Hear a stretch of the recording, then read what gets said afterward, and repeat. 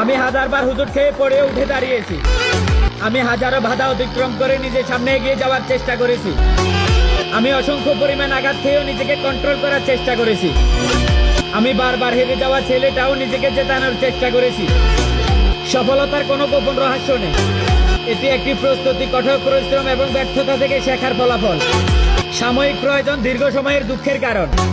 যে দিন থেকে এটা আমি জানতে পেরেছি, ওই দিন থেকে হাজারো ব্যস্ততার মাঝে সোশ্যাল মিডিয়াতে অসংখ্য সময় দিয়েছি।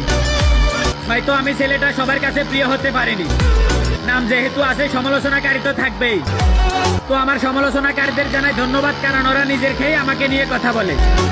আর আমার ভালোবাসার মানুষদের কাছে চিরকৃতজ্ঞতা প্রকাশ করছি, কারণ আপনাদের ভালোবাসায় আজ আমি এতটুকু আসতে পেরেছি। জানি না দিতে পারবো কিনা কখনো আপনাদের এই ভালোবাসার প্রতিদান। আপনাদের নিঃস্বার্থে ভালোবাসায় আজ আমার 100K ফলোয়ার ডান।